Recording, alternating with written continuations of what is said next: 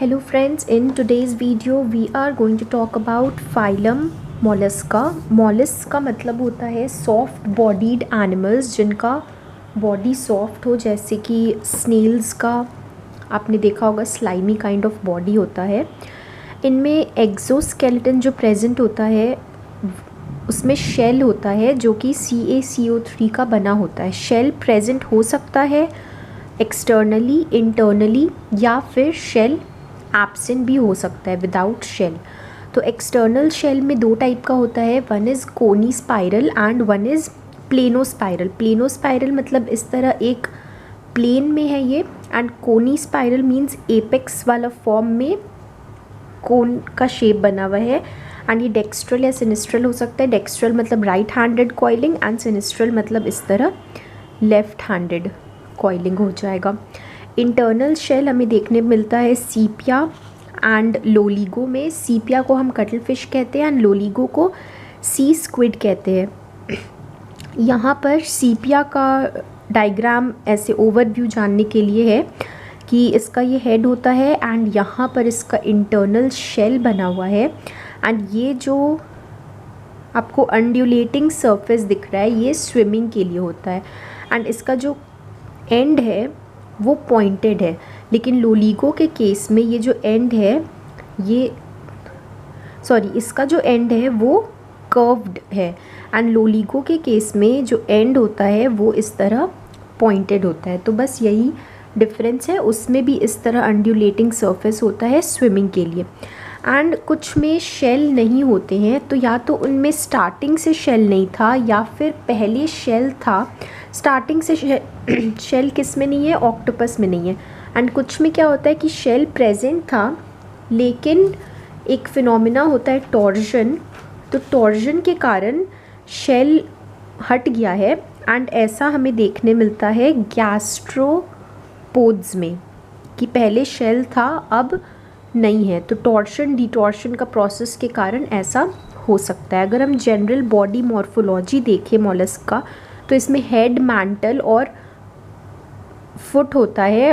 अगर आपको diagrammatic view देखना है तो आपको डायग्रामेटिक व्यू कहीं भी मिल जाएगा। हेड, मैंटल एंड फुट में बॉडी डिवाइडेड होता है, एंड मैंटल में मैंटल कैविटी होता है, एंड मैंटल जो है वही शेल का सिक्रीशन करता है। मैंटल वाला रीजन शेल का सिक्रीशन करता है। फिर अगर हम इसका डाइजेस्टिव सिस्टम देखें तो जो इसमें पिक्यूलियर पॉइंट्स होते हैं किसी भी फाइलम के, वही मैं डिस्कस कर रही हूँ जो एग्ज़ाम पॉइंट ऑफ व्यू से इम्पॉर्टेंट है एंड एग्ज़ाम में आ सकता है कॉम्पिटिटिव एग्ज़ाम्स में। तो इसका डाइजेस्टिव सिस्टम में रैड्यूला प्रेजेंट होता है जो कि एक रास्पिंग ऑर्गन है। मीन्स ये फूड कंज्यूम करने में, या रास्प जो फूड को कहते हैं रास्प करता है, उसमें हेल्प करता है, एंड इसमें ये काइटिनस होता है। तो ये इस तरह ईसोफेगस है।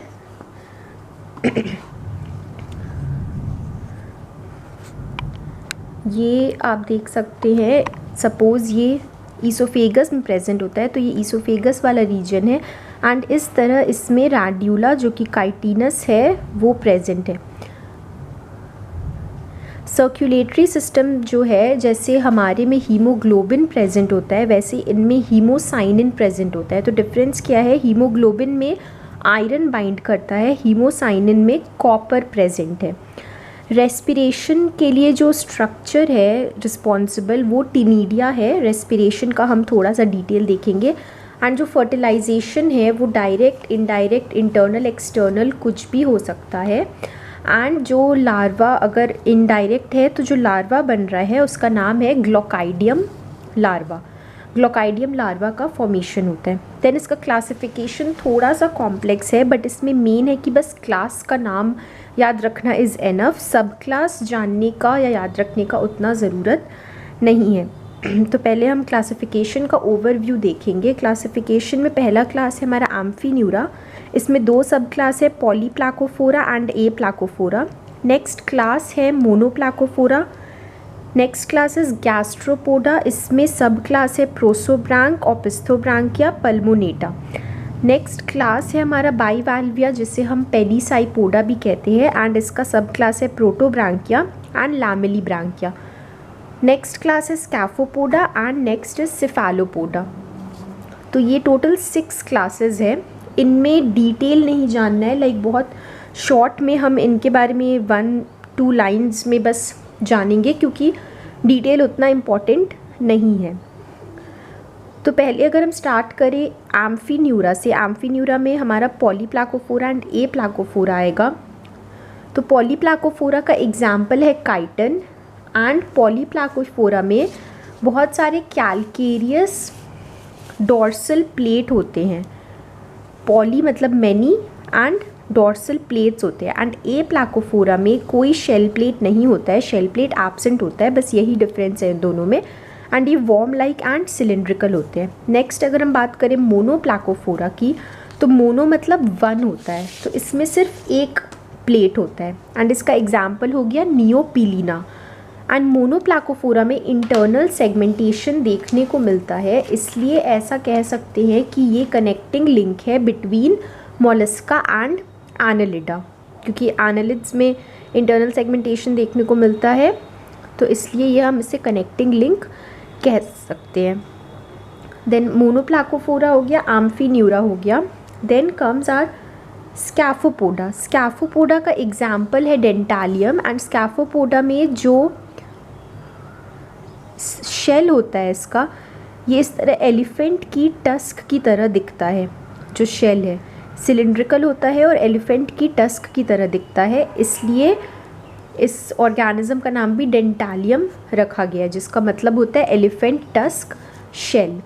नेक्स्ट अगर हम गैस्ट्रोपोडा को देखें, तो इसका example is like common snail and slug आएंगे इसमें भी 3 कैटेगरी हो सकते हैं। एक्सटर्नल शेल हो सकता है, या फिर शेल रिड्यूस्ड हो सकता है, या फिर लॉस्ट भी हो सकता है। एक्सटर्नल शेल हमें पाइला ग्लोब्यूलोसा में देखने मिलता है, एंड लॉस्ट शेल जिसमें लॉस्ट हो गया है वो है एप्लाइजिया, जिसे हम सी हेयर भी कहते हैं, एंड डोरिस जिसे हम सी लेमन भी कहते हैं। ये ज़रूरी नहीं है कि ये पूरा याद ही रहे आपको कि किस में एक्सटर्नल शेल होता है, बस जानने की बात है, ओवरव्यू। देन हमारा आता है क्लास बाईवाल्विया। तो इसके फेमस एग्जाम्पल्स है यूनियो, माइटिलस, ऑयस्टर एंड टेरिडो। इसमें लार्वल स्टेज प्रेजेंट होता है, तो लार्वा कौन सा होगा? ग्लोकाइडियम लार्वा। और बॉडी जो है ये एक बाईवाल्व्ड शेल में एनक्लोज्ड है, इसलिए इसका नाम बाईवाल्विया है। ये इस तरह एक बाईवाल्व शेल में बॉडी एनक्लोज्ड रहता है, इसलिए ऐसा इसका नाम पड़ा है। नेक्स्ट है हमारा सिफेलोपोडा। इसमें भी 3 कैटेगरी है। एक है जिसमें एक्सटर्नल शेल प्रेजेंट है, एक है जिसमें इंटरनल शेल प्रेजेंट है, और एक है जिसमें शेल नहीं है। तो एक्सटर्नल शेल हमारा नॉटिलस में है। इंटरनल शेल हमने देखा था सीपिया एंड लॉलिगो में डायग्राम के साथ, और इनमें इंक ग्लैंड्स भी होते हैं। एंड ऑक्टोपस में हमने स्टार्टिंग में देखा था कि शेल एब्सेंट है, इसमें भी इंक ग्लैंड प्रेजेंट होते हैं। तो ये था लाइक मोलस्का का जनरल ओवरव्यू, उसका सिंपल फॉर्म में मॉर्फोलॉजी, इतना ही जानने का ज़रूरत है, एंड क्लासिफिकेशन। नेक्स्ट हम देखेंगे मोलस्क में रेस्पिरेशन कैसे होता है।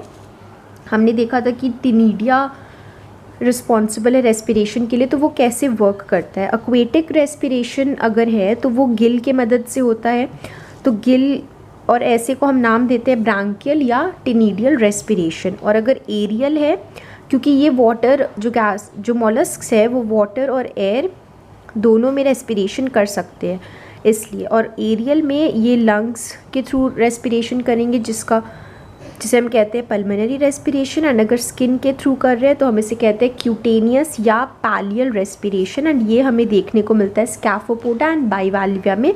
ये information is not important to learn, just overview. And अगर स्किन के थ्रू रेस्पिरेशन हो रहा है तो स्किन का कैरेक्टरिस्टिक क्या होना चाहिए? It should be moist, thin and highly vascularized structure होना चाहिए अगर स्किन के थ्रू रेस्पिरेशन हो रहा है। तो थिन होने से क्या होगा? डिफ्यूजन ईजिली हो जाता है। मॉइस्ट होने से डिस्पर्जन ईजी होगा, एंड वास्कुलराइज्ड, हाईली वास्कुलराइज्ड होने से एक्सचेंज ऑफ गैस ईजिली होगा। तो ये था रेस्पिरेशन का ओवरव्यू। अब अगर हम देखें कि टिनिडिया जो है वो कैसा दिखता है एंड उसके थ्रू रेस्पिरेशन कैसे होता है, तो हम स्पेसिफिक एग्जांपल लेके चलेंगे इन केस ऑफ पाइला ग्लोब्युलोसा में अगर हम टिनिडिया देखें तो वो कैसा दिखता है। तो पहले तो इसमें ये एक इस तरह से मेन एक्सिस होता है जिसमें से ये हॉरिजॉन्टल मेन एक्सिस है एंड इसमें से लैमेली निकल रहे हैं। ये जो स्ट्रक्चर्स है सिंगल स्ट्रक्चर्स को लैमेली कहते हैं और ये कोम्ब लाइक का दिख रहा है, ये पूरा स्ट्रक्चर कोम्ब की तरह दिख रहा है। और मोनोपेक्टिनेट है, मतलब इसमें लैमेली सिर्फ एक साइड है। अगर इस साइड भी प्रेजेंट होता तब ये बाईपेक्टिनेट कहलाता। तो इसमें कोम्ब लाइक स्ट्रक्चर है, मोनोपेक्टिनेट है और ये ब्रांकियल चेम्बर के पास लोकेटेड होता है। फिर अगर हम एक लैमेली का डिटेल स्ट्रक्चर देखें तो ये हमारा हो गया टिनिडियल एक्सिस। इसमें एक एफरेंट ब्लड वेसल है एंड एक इफरेंट ब्लड वेसल है। ये हमारा शॉर्टर वाला रीजन है, ये हमारा इस तरह ब्रॉडर वाला रीजन है। तो जो एफरेंट ब्लड वेसल है वो डीऑक्सीजनेटेड ब्लड कैरी करेगा, गिल्स में डीऑक्सीजनेटेड ब्लड ले जाएगा जहाँ पर ऑक्सीजनेशन होगा। और फिर जो इफरेंट ब्लड वेसल है वो ऑक्सीजनेटेड ब्लड गिल्स से लाएगा और हार्ट में ले जाएगा। तो एफरेंट ब्लड वेसल से फिर लैमेली जो है इसमें भी इस तरह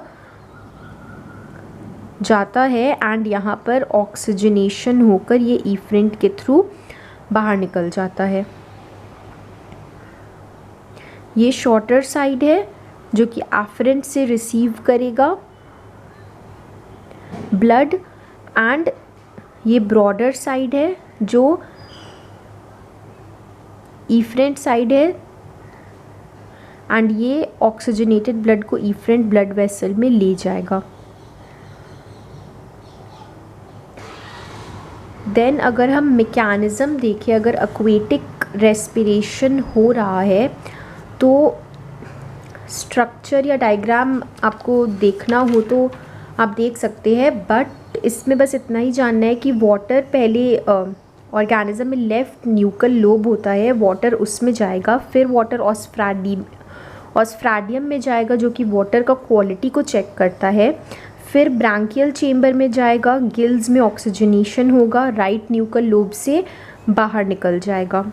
एंड पल्मोनरी रेस्पिरेशन के टाइम क्या होता है, एपिटीनिया एक स्ट्रक्चर है जो कि ब्रांकियल एंड पल्मोनरी चेम्बर्स को सेपरेट करने का काम करते हैं, क्योंकि ब्रांकियल चेम्बर एक्वेटिक रेस्पिरेशन के लिए है एंड पल्मोनरी एरियल रेस्पिरेशन के लिए। तो अगर पल्मोनरी रेस्पिरेशन करना है तो ब्रांकियल चेम्बर वाले पार्ट को बंद करना होगा ताकि एयर अंदर आ सके एंड उसका एक्सचेंज ऑफ गैसेस हो सके। तो एपिटीनिया रिस्पॉन्सिबल होता है ब्रांकियल एंड पल्मोनरी चेम्बर को सेपरेट करने के लिए। एयर लेफ़्ट न्यूकल लोब में आएगा, लेफ़्ट न्यूकल लोब अब एयर को रिसीव करेगा just because branchial chamber close हो गया है, तो अब वो एयर को रिसीव कर सकता है एंड देन वहाँ से वो पल्मोनरी चेम्बर में जाएगा, पल्मोनरी साक में जाएगा जहाँ पर एक्सचेंज ऑफ गैस होगा, और गैस जब एक्सचेंज हो जाएगा तो जो CO2 रिलीज़ हुआ है वो वापस पल्मोनरी चेम्बर से बाहर निकलते हुए लेफ़्ट न्यूकल लोब से बाहर निकल जाएगा। ये था ओवरव्यू ऑफ रेस्पिरेशन। ये भी इसमें बस ये इम्पॉर्टेंट है कि टिनिडिया होता है एंड इट इज़ मोनोपेक्टिनेट एंड इसके थ्रू एक्सचेंज ऑफ गैसेस होते हैं। लाइक उतना भी इसका detail is not important, main है कि क्लासिफिकेशन हो गया, लाइक कौन से 6 मेन क्लासेस है एंड शेल प्रेजेंट होते हैं इनमें, एक्सटर्नल इंटरनल शेल्स प्रेजेंट होते हैं, दैट इज़ इम्पॉर्टेंट। एंड इसमें रैड्यूला प्रेजेंट होता है डाइजेस्टिव सिस्टम में, ये एक अलग कैरेक्टरिस्टिक फीचर है, तो ये याद रख सकते हैं आप।